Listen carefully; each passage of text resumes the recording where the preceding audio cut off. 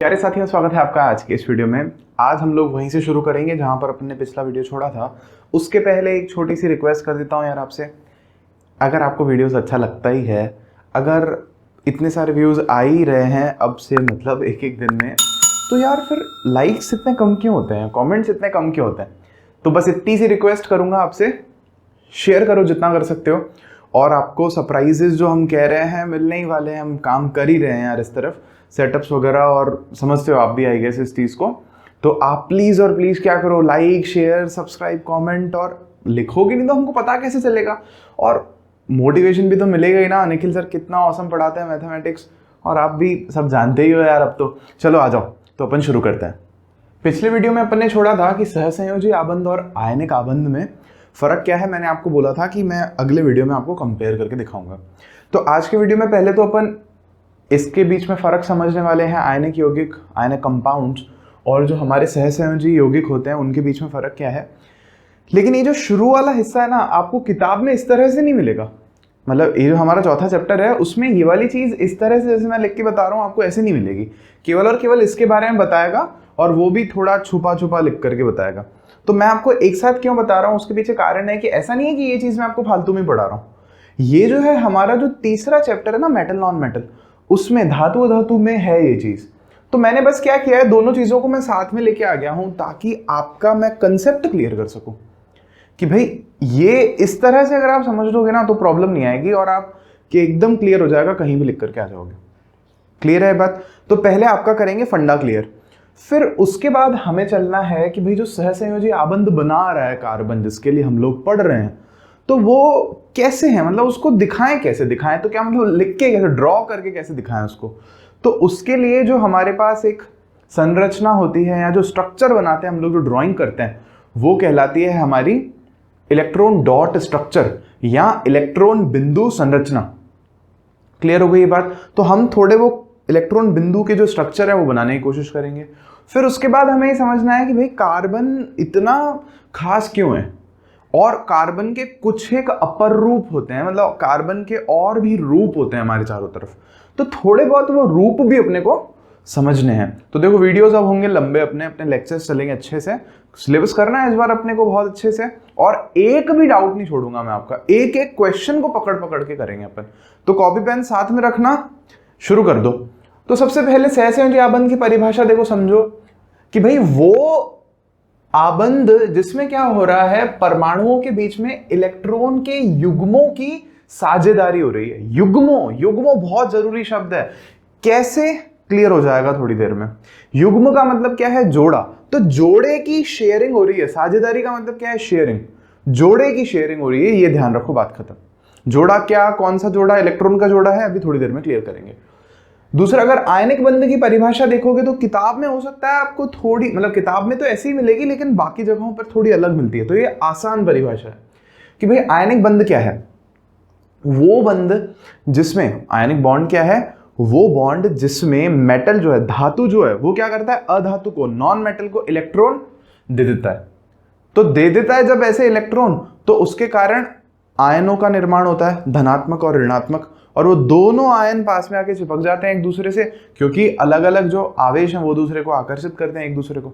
तो जो बंध बनता है उसको आयनिक बंध कहते हैं। और ये बहुत सिंपल में लिखा हुआ है कि धातु से अधातु में इलेक्ट्रॉन के स्थानांतरण दे दिया से बने यौगिकों को आयनिक यौगिक कहा जाता है। कोई डाउट नहीं है यहाँ पर। वह इस प्रकार बनने वाले आबंध को आयनिक आबंध कहते हैं। इसमें भी मुझे नहीं लगता कि आपको कोई डाउट होना चाहिए। तो ये दो बातें क्लियर हुई। अब कंपैरिजन से आपको और चीज क्लियर होगी।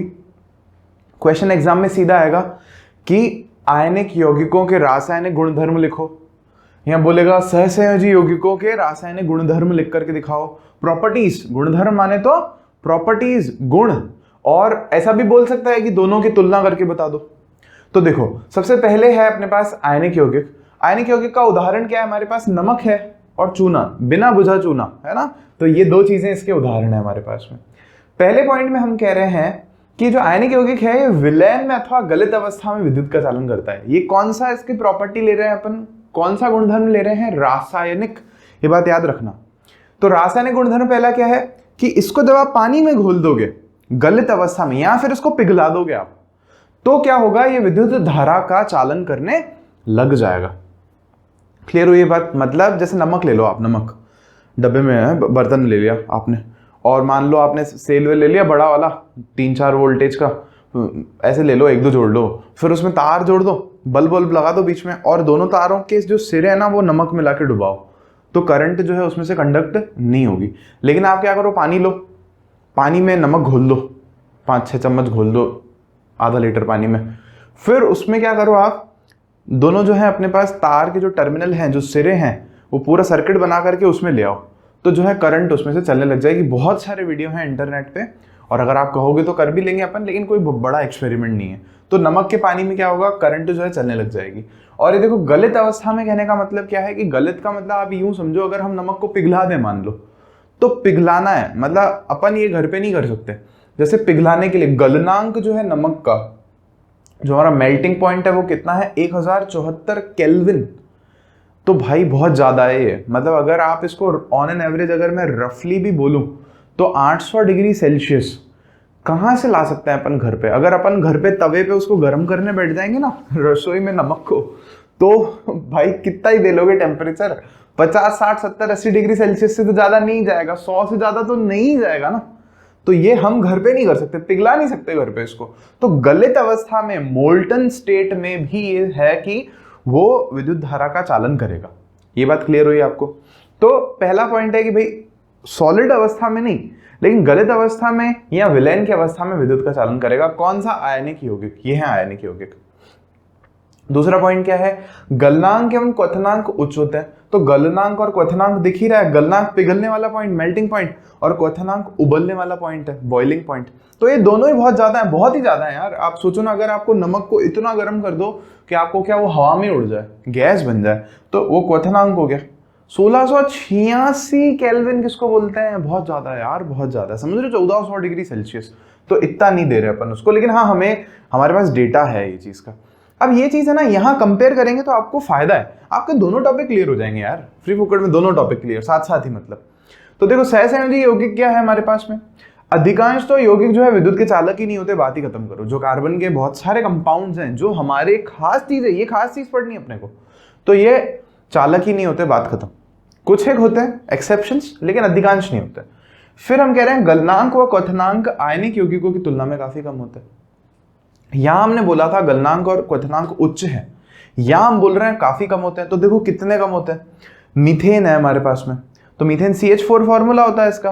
अब ये मत बोलना कि छोटी ई की मात्रा क्यों लगाते हो, किताब में तो एक ही लगा रखी है, वो कहने में मीथेन होता है, मीथेन नहीं होता, तो बस इसीलिए, और कुछ नहीं है। तो मीथेन जो है उसका गलनांक कितना है, 90 केल्विन। तो 90 केल्विन को अगर आप सेल्सियस में निकालोगे ना, तो माइनस का 181 के लगभग हमारे पास में आ जाएगा, माइनस का 180 से भी और कम। तो इतना कम टेम्परेचर पे तो भाई लिक्विड में बदल जाता है हमारा मीथेन, और 111 केल्विन पे तो हवा में उड़ जाते हैं साहब। तो कितना कम है यार इसका, दोनों ही मेल्टिंग पॉइंट और बॉइलिंग पॉइंट। और एथेनॉल के लिए भी सेम देख लो, मेल्टिंग पॉइंट और बॉइलिंग पॉइंट काफी कम है, मतलब 351। और यहां अगर आप देखो तो 1000 क्रॉस कर रहा है, 3000 क्रॉस कर रहा है कैल्शियम ऑक्साइड के केस में। तो यहां बहुत ही कम है। ये बात अपने को क्लियर हो गई सहसंयोजी यौगिक में। लेकिन अब दिमाग में सवाल होना चाहिए ना कि क्यों भाई इसके गलनांक और क्वथनांक क्यों कम है। तो मैं पहले तो आपको है ना एक बेसिक चीज बताता हूं। वैसे मैं आपको इसको पक्के से भी समझाऊंगा, लेकिन एक बेसिक चीज समझो। तो बेसिक सी चीज में क्या है, जो हमारे आयनिक यौगिक है ना, आयनिक यौगिक, तो उनकी अगर अपन एक भौतिक प्रॉपर्टी देखें या भौतिक गुणधर्म देखें इनका, तो भौतिक गुणधर्म क्या है, ये सॉलिड होता है, ठोस। नमक कैसा है, ठोस अवस्था में। इनका अगर आप भौतिक गुणधर्म देखो, शक्ल देखो इनकी, तो अधिकांश जो है आपको यहाँ तो द्रव की अवस्था में मिल जाएंगे, या जो है गैस की अवस्था में मिल जाएंगे आपको। जैसे मीथेन है, कमरे पे ले आओगे तो गैस उड़ जाएगी, तो यहाँ तो गैस की अवस्था में या द्रव अवस्था में आपको मिल जाएंगे। और ये कैसे अधिकांश ठोस अवस्था में मिलेंगे आपको। तो आप खुद ही मेरे को सोच के बता दो, किसको क्वथनांक, किसका क्वथनांक कम होगा और किसका ज्यादा होगा। क्वथनांक यहाँ पर मतलब कहने का है कि अगर किसको हम गर्म करें तो कौन पहले उड़ जाएगा। जाहिर सी बात है, हमारे जो सहसंयोजी यौगिक है जो कि गैस और द्रव की अवस्था में है वो, अब वो गैस वाले तो ऑलरेडी गैस में, उसका तो क्या ही करो। तो इसका मतलब, कहने का मतलब ये है कि एनर्जी अपने को कम देनी पड़ रही है। उनके बीच का जो, जैसे मान लो ये एक मीथेन का परमाणु है, परमाणु तो क्या अणु है, और ये दूसरा अणु है मीथेन का। तो ये दोनों पास पास में बैठे हैं, तो इनको दूर भेजने के लिए हमें जो एनर्जी देनी पड़ रही है वो बहुत कम देनी पड़ रही है। ये बात क्लियर हुई क्या आपको? लेकिन यहां पर बहुत ज्यादा एनर्जी की जरूरत है अपने को, तो ही वो गलनांक होता है और उनका क्वथन होता है। अब उसके बाद में एक पक्की वाली बात समझो, और मतलब और अच्छे से समझो इसको, जो कि हमें लिख करके देखनी है अभी, कि यहां पर हमने आयनिक यौगिक में क्या बोला था कि भैया क्या होता है, धातु से अधातु में इलेक्ट्रॉन का स्थानांतरण हो जाता है। तो धातु ने इलेक्ट्रॉन दे दिया अधातु को, क्लियर हुआ? तो दोस्ती पक्की है कि नहीं है? आपको कैसे याद रखना, एक ट्रिक दे रहा हूं मैं आपको, कि भाई जैसे मान लो आपकी क्लास में आपके पास में कोई बच्चा बैठता है और वो आपका बहुत अच्छा दोस्त है, मतलब खतरनाक ही दोस्त हो, आप तो साथ ही बैठते हो कि टीचर को अलग करना पड़ जाता है इतने खतरनाक दोस्तों, तो आपका पक्का दोस्त है। तो आपके पास इरेजर है एक्स्ट्रा और वो लाया नहीं घर से, तो आप क्या करोगे, क्योंकि अच्छा दोस्त है तो उसको दे ही दोगे, वो लेगा काम करने के लिए, आप बोलोगे यार तू ही रख ले। तो इसका मतलब क्या है, दोस्ती बहुत ज्यादा पक्की है। लेकिन यहां पर जब हम बात कर रहे हैं तो यहां क्या हो रहा है, इलेक्ट्रॉनों की साझेदारी हो रही है, शेयरिंग हो रही है। तो शेयरिंग होने का मतलब क्या है, आप बैठे हो, पास में जो दोस्त है वो कच्चा पक्का दोस्त है, तो कच्चा पक्का दोस्त है तो आपके पास रबड़ है, वो लाया नहीं है, तो आप उसको रबड़ यूज करने के लिए दोगे, लेकिन स्कूल की छुट्टी होगी, अपने अपने घर जाओगे तो आप अपना रबड़ वापस ले जाओगे। समझ में आई क्या? मतलब इसका मतलब क्या है, आपकी दोस्ती बहुत ज्यादा पक्की नहीं है। और जो ऊर्जा है, अगर बाहर से आपकी दोस्ती तोड़वानी हो किसी को तो ज्यादा मेहनत नहीं करनी पड़ेगी, लेकिन दूसरे वाले केस में ज्यादा मेहनत करनी पड़ेगी। ये बात क्लियर हुई क्या? सेम केस है यहां पर। देखो क्या क्या होता है, जैसे मान लो ये जैसे एक एथेनॉल का मान लो अणु है, तो ऐसे पानी के ग्लास है मान लो, जैसे वो दारू वारू पीते हैं ना लोग, आप नहीं, बिल्कुल नहीं गंदी चीज, तो उसमें मान लो मिला दिया अपन ने पानी में, तो उसमें बहुत सारे जो दारू के अणु हैं, है ना, एथेनॉल के अणु हैं, तो वो आपस में एक दूसरे पर दोस्ती तो करके बैठे ही है ना, भले कच्ची दोस्ती लेकिन दोस्ती है। तो उन दोस्ती को बोलते हैं हम अंतरा अणुक बल। मतलब एक अणु दूसरे अणु को पास में खींच के तो बैठा है ना, पानी सारा एक साथ तो बैठा है ना, H2O बहुत सारे हैं पानी की बाल्टी में, सारे एक साथ तो बैठे हैं ना, तो कुछ तो बल है ना उनके बीच में, उस बल को हमने नाम दे रखा है अंतरा अणुक बल। क्लियर हुई बात? एक और होता है अंतः अणुक बल। अंतः अणुक में क्या होता है भाई, जैसे मान लो CH4 है, तो कार्बन और हाइड्रोजन के बीच में जो बल लग रहा है वो, उसकी बात नहीं कर रहे अपन, अभी हम कह रहे हैं मीथेन और मीथेन के अणु के बीच में जो बल लग रहा है वो, और वो क्या कहलाता है, अंतरा अणुक बल। तो ये जो अंतरा अणुक बल है ना, यहाँ पे दुर्बल है, कच्चे हैं यार, कोई मतलब ही नहीं इनको, बस है मतलब बस हाँ है ऐसे, तो वो बल बहुत ज्यादा क्या है यहाँ पे, कमजोर है। और उसी के लिए देखो आप क्या होगा कि ऊर्जा कम देंगे ना अपन उसके बंध को तोड़ने के लिए, तो वो आराम से अलग अलग हो जाएंगे, इसीलिए इनके गलनांक और जो क्वथनांक है दोनों ही कम है। ये बात क्लियर हो गई होगी आपको। देख लो आप भली, सहसंयोजी आबंध वाले अणुओं में भीतर तो प्रबल आबंध है, मतलब कार्बन और हाइड्रोजन तो पक्का जुड़ा हुआ है, उसको अलग करने के लिए तो मेहनत करनी पड़ेगी आपको, लेकिन जो अंतरा अणुक बल है वो दुर्बल होते हैं। ये क्लियर हुआ क्या आपको? बिल्कुल एकदम स्टोरी वाली बात है, कुछ रटने जैसा नहीं है यहाँ पर। क्लियर हो गया है? तो आ जाओ अपन आगे बढ़ते हैं। अब अपनी किताब वाला जो है ना यार, वो थोड़ा अच्छा व्यक्ति है, उन्होंने मतलब ऐसा नहीं किया है कि सीधा अपन से टफ बनवा दें, तो उन्होंने कहा कि भाई जो पहले थोड़े सरल हैं उनके बीच में मतलब वो अणु जिनके बीच में सहसंयोजी आबंध बन रहे हैं और उनका जो स्ट्रक्चर है, संरचना जो है सरल है, तो पहले वो बना के दिखा दो। तो देखो बात कर रहे हैं सबसे पहले सबसे सिंपल चीज की, वो है हाइड्रोजन। तो जैसे मान लो ये एक हाइड्रोजन का परमाणु है और ये दूसरा हाइड्रोजन का परमाणु है, और इनका जो इलेक्ट्रॉन है वो यहाँ घूम रहा है, इसका यहाँ घूम रहा है, इसका यहाँ घूम रहा है, ऐसा आप मान लो। तो एक बात अब आपको याद है कि ये जो दोस्ती है सहसंयोजी आबंधों की, वो कच्ची वाली है। तो देखो कच्ची वाली कहने का मतलब क्या है कि क्या होगा, मान लो इसका वो जो एक इलेक्ट्रॉन है ना, उसको मैं यहाँ पर ऐसे डॉट बना के दिखा रहा हूँ, ये घूम रहा होगा, रुका हुआ नहीं होगा, हम बस बनाने के लिए, दिखाने के लिए ऐसे बना रहे हैं। और ये जो दूसरा वाला हमारे पास में हाइड्रोजन है, इसके उस परमाणु को मैं, सॉरी इलेक्ट्रॉन को मैं क्रॉस बना के दिखा रहा हूं। ऐसा कर सकते हैं, एक को डॉट एक को क्रॉस, और नहीं तो भी तो चाहे ना हम दोनों को ही डॉट कर सकते हैं, क्योंकि यहां पर दोनों हाइड्रोजन है ना, तो यहां पर तो हम दोनों को डॉट कर सकते हैं, कोई दिक्कत वाली बात नहीं। फिर क्या होगा कि इसको बस अपन ऐसे बना के दिखा देंगे कि मान लो ये हाइड्रोजन बोलता है कि यार रबड़ मेरे को भी यूज करने दे दे, ठीक है, ये हाइड्रोजन बोलता है अच्छा चल ठीक है तू मेरे को भी दे दे, तो ये इस तरह से हमारे पास एक बंध बन गया। देखो हुआ क्या है, इस हाइड्रोजन को लग रहा है मेरे पास 2 इलेक्ट्रॉन हो गए, और इस हाइड्रोजन को लग रहा है मेरे पास 2 इलेक्ट्रॉन हो गए, लेकिन असल में बात तो वही है ना कि अगर ये अपने घर वापस जाएगा तो अपना इलेक्ट्रॉन ले जाएगा, तो उसके पास एक ही बचेगा। मतलब कहने का मतलब है दोस्ती कच्ची है। और आप यहां नोटिस करो कि दोनों ने ही उत्कृष्ट गैस का विन्यास जो है वो हासिल कर लिया।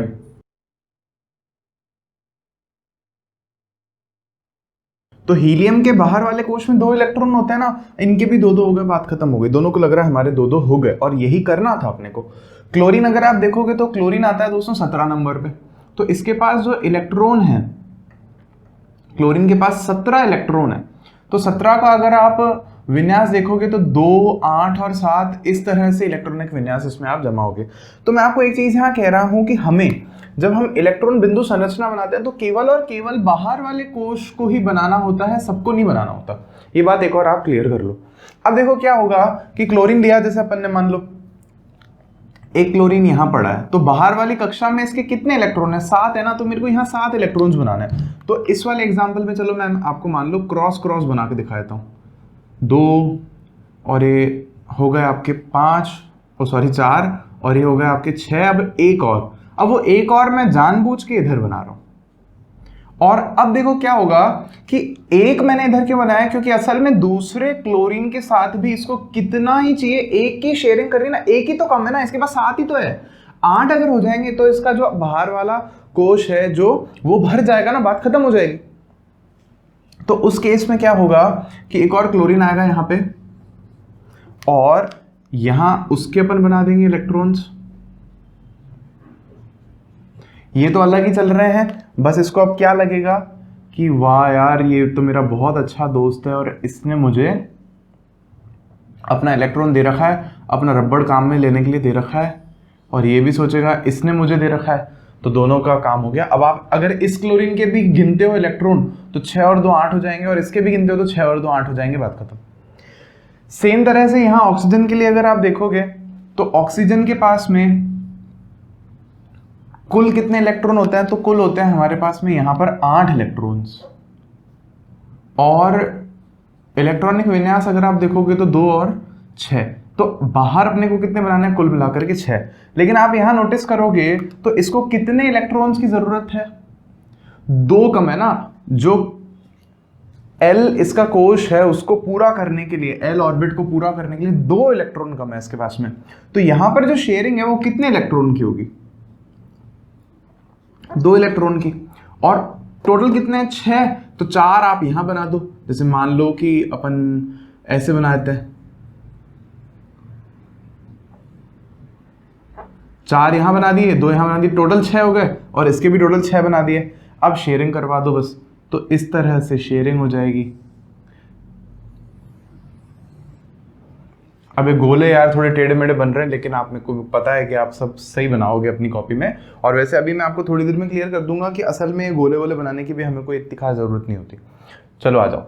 फिर इसके बाद है हमारे पास H2O की बात कर रहे हैं। पानी का मॉलिक्यूल देख लो, पानी तो कितना ही काम में लेते हैं अपन। तो पानी में भी क्या है हमारे पास में, यही वाला बंद होता है सहसंयोजी। तो इसको बना कैसे रहे हैं, बहुत सिंपल है। देखो कि क्या कर रहे हैं, ऑक्सीजन बना लेते हैं अपन बीच में, ये चीज अभी तक नहीं किए अपन। और हाइड्रोजन अपन बना लेंगे, एक यहां बना लेंगे और एक यहां बना लेंगे।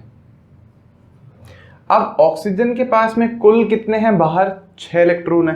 तो देखो होगा क्या, असल में इसको एक कम पड़ रहा है ना, तो एक तो इस हाइड्रोजन से शेयर हो जाना चाहिए और एक इस हाइड्रोजन से शेयर हो जाना चाहिए। तो ऑक्सीजन के पास तो टोटल 8 हो जाएंगे, और हाइड्रोजन के पास यहाँ पे 2 हो जाएंगे, और इसके पास भी यहाँ पर 2 हो जाएंगे। क्लियर है क्या बात? तो हमें इसके इलेक्ट्रॉन्स को इस तरह से बनाना है, जैसे मान लो मैं डॉट से बना रहा हूँ इसके इलेक्ट्रॉन। तो कितने हैं इसके इलेक्ट्रॉन, कुल 6 बनाने हैं अपने को। तो 4 तो मैंने ऊपर नीचे बना दिए, एक मैंने बना दिया मान लो यहाँ पर, और एक मैंने बना दिया मान लो यहाँ पर। हाइड्रोजन को थोड़ा पास बना देता हूं मैं, कि मान लो मैंने हाइड्रोजन को बना दिया यहाँ पर, और इसके इलेक्ट्रॉन को मैंने, हाइड्रोजन के इलेक्ट्रॉन को ऐसे बना दिया क्रॉस से, क्योंकि यहां मैं अलग दिखाना चाह रहा हूं कि भाई जैसे एक के डॉट से दिखा रहा हूं तो दूसरे के मैं क्रॉस से दिखा रहा हूं, बस और कोई पर्पस नहीं है। मतलब आपको चाहिए तो कलर और रेड ही कर लो, अच्छा लग रहा है, तो ये लो क्रॉस से बता दिया। और यहां पर भी जो है इसको मैंने क्रॉस से बता दिया।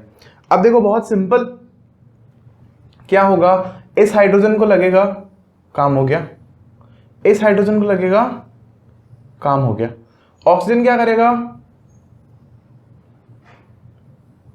बोला काम हो गया। ऑक्सीजन के इलेक्ट्रॉन गिन के देखो, 4 तो ये रहे, 5 6 7 और 8 हो गए। हाइड्रोजन को देखो 1 और 2, और इस हाइड्रोजन को देखो 1 और 2, तो काम हो गया। बस इनका कहने वाली बात है भाई, ऐसा नहीं हुआ कि ऑक्सीजन ने दे ही दिए हों इलेक्ट्रॉन या हाइड्रोजन ने दे ही दिए हों इलेक्ट्रॉन, ऐसा नहीं है। इसके बाद हमें 2-3 एग्जाम्पल और दे रखे हैं। एक हमें दे रखा है नाइट्रोजन का, फिफ्थ हमें दे रखा है नाइट्रोजन, तो नाइट्रोजन के बाद है अमोनिया। चलो तो नाइट्रोजन आप देखो बनाओ ऐसे, तो नाइट्रोजन है N और एक और N।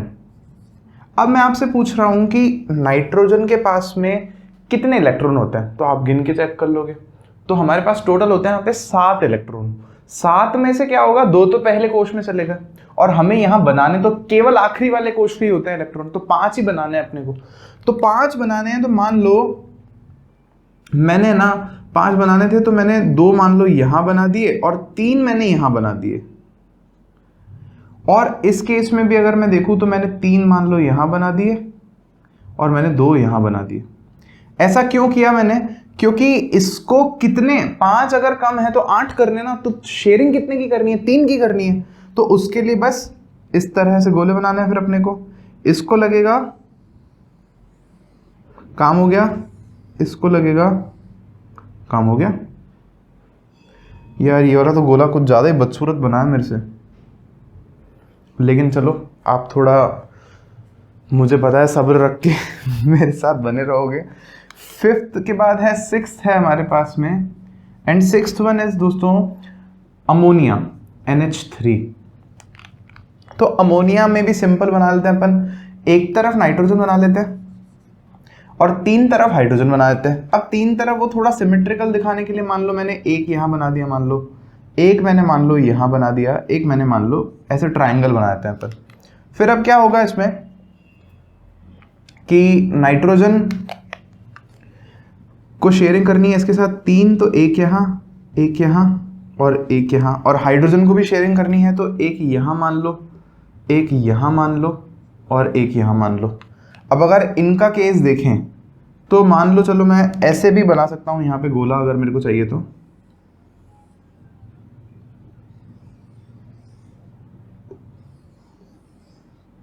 और नाइट्रोजन के लिए अगर अपने को सर्कल बनाना है तो नाइट्रोजन, अच्छा नाइट्रोजन के इलेक्ट्रॉन तो पूरे करें पहले, 3 तो बना दिए, 2 और भी तो बनाने हैं, तो 2 और मान लो मैंने ऐसे बना दिए यहाँ पे, ठीक है। तो ये क्या करेगा, ऐसे बड़ा गोला बनेगा यहाँ पे। अब नाइट्रोजन के गिन के देखो इलेक्ट्रॉन, 2 3 4 5 6 7 8 हो गए ना, इसके 2 इसके 2 इसके 2, बात खत्म। तो ऐसे बना दिया इसको अपन ने। उसके अलावा हमें एक दे रखा है मीथेन का और कार्बन डाइऑक्साइड, मीथेन और कार्बन डाइऑक्साइड, तो डरते नहीं है बिल्कुल, अभी बना देंगे। तो ये लो 7वां अपन बना रहे हैं मीथेन, और फिर बनाएंगे कार्बन डाइऑक्साइड। तो मीथेन बहुत सिंपल है, अब तो आप खुद ही बना दोगे। कार्बन ऐसे बना दिया अपन ने, चारों तरफ हाइड्रोजन बना दो इसके, तो चारों तरफ हाइड्रोजन, एक यहाँ बना दिया, एक यहाँ बना दिया, एक यहाँ बना दिया, एक यहाँ बना दिया। सिमेट्रिक रख रहे हैं, बाकी तो कोण वोण वगैरह भी होते हैं, वो आप बाद में जाके पढ़ोगे, अभी तो उस पर ध्यान नहीं देना अपने को। वैसे भी 2D बोर्ड होता है ना, फिर 3D भी बनाना सीखते हैं कि लाइन अंदर कैसे जा रही है, बाहर कैसे आ रही है, वो सारी चीजें। तो अब यहाँ पर क्या होगा, कार्बन के पास तो कुल 4 ही इलेक्ट्रॉन है। यहाँ से अपनी कथा असल में शुरू हो रही है, क्योंकि आप समझो अपने को तो कार्बन के ही बंध के बारे में पढ़ना है ना, तो यहाँ से स्पेशल बात अपन शुरू कर रहे हैं। हाइड्रोजन को अगर आप देखोगे तो 4 बना दो, यहाँ यहाँ यहाँ और यहाँ, एक एक एक एक एक उनका बना दिया। तो अगर आप इस स्ट्रक्चर को पूरा कर रहे हो तो चाहिए तो छोटा गोला बना लो यहाँ पे, लेकिन मेरे को लगता है ऐसे बना देना भी अपने लिए अभी ठीक रहेगा।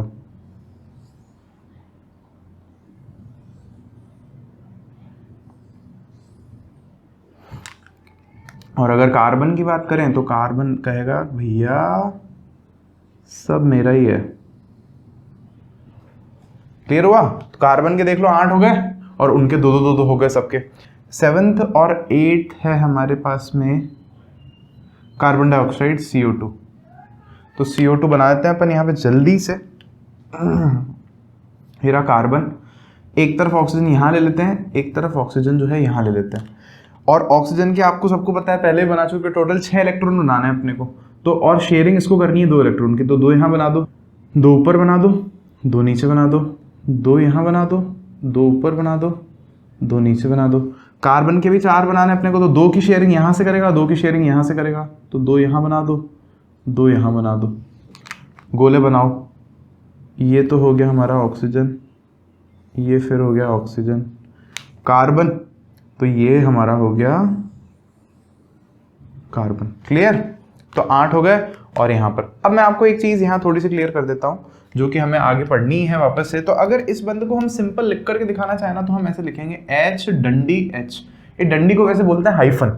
अभी चिंता मत करो, एक डंडी बनाएंगे क्योंकि यहाँ पर एक इलेक्ट्रॉन के जोड़े की शेयरिंग हो रही है, साझेदारी हो रही है। ये क्लियर हुआ कि आपको एक की साझेदारी हो रही है, साझेदारी हो रही है ना जोड़े की। देखो यहाँ कितने जोड़ों की साझेदारी हो रही है, एक की, तो ये भी क्या है, Cl Cl।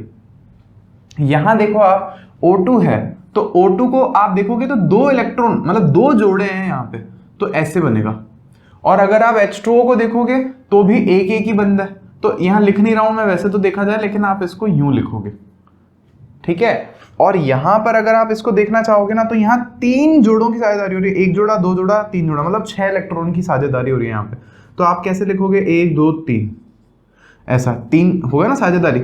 यहाँ पे भी देखोगे अगर आप, तो सिंगल सिंगल है सारे में, कोई दिक्कत नहीं है। जैसे मान लो इसको अगर अपन बनाना भी चाहे तो ऐसे भी लिख सकते हैं इसको, ठीक है। और CH4 में भी देखोगे अगर आप सिंगल सिंगल है, तो ये तो बहुत ज़्यादा जरूरी है, इसको तो देख ही लो आप। मैं यहाँ बना देता हूँ C, ऐसे H, ये H, ये H और ये H। इसको सिंपल बनाकर अपन ऐसे दिखा सकते हैं।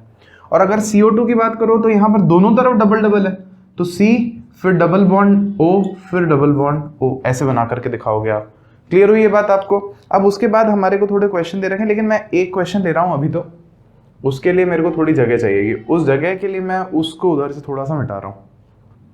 तो अब अपन एक और एग्जाम्पल ले रहे हैं, जो दरअसल मतलब किताब में ही एक चैप्टर के बीच का क्वेश्चन है कि S8 जो होता है, ये एक रिंग जैसा, अंगूठी जैसा ऐसा स्ट्रक्चर बनाता है। इसका स्ट्रक्चर आप बना के दिखाओ।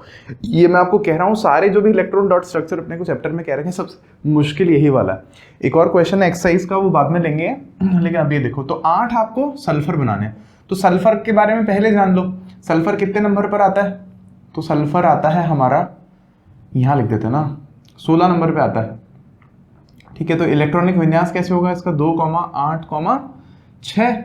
तो 6 है इसके बाहर वाले कोश में इलेक्ट्रॉन, ये बात अपने को क्लियर हो गई है। तो देखो इसका स्ट्रक्चर आप कैसे बनाओगे, आप पहले तो ना 8 सल्फर बनाओ, 2 बनाओ, फिर 2 यहां बना दो,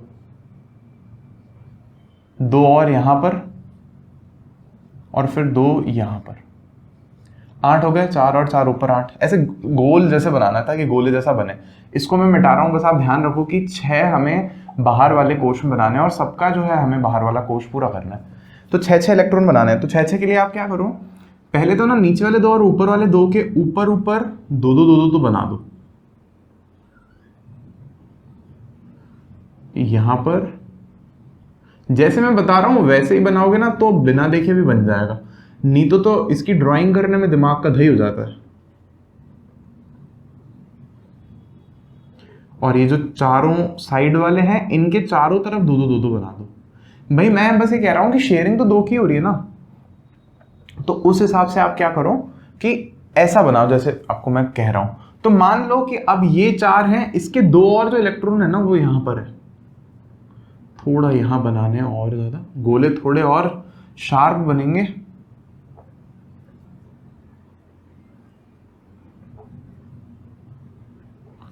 तो अब देखो, मान लो कि इसके ये 2 इलेक्ट्रॉन यहां पर हैं, और इसके ये जो 2 इलेक्ट्रॉन है ना वो यहां पर है। इसके ये वाले हैं और इसके ये वाले हैं। तो ये वाला जो है ना, ये शेयरिंग कैसे कर रहा है, ये इस तरह से गोला बना करके बैठा है।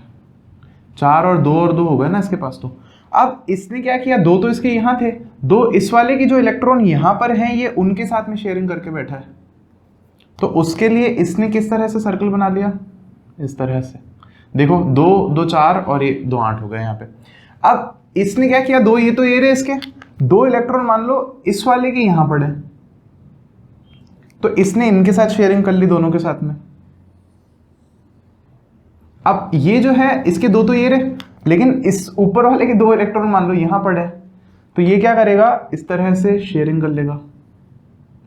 ऊपर वाला आगे वाले के 2 ले लेगा तो मतलब मस्त वाला स्ट्रक्चर यहाँ तैयार हो जाएगा अपना बन करके, समझ रहे हो। नहीं तो ये वाला अपने बिना देखे बनाने में दिक्कत होती है बच्चों को, अरे बच्चों को तो क्या मेरे को ही होती है।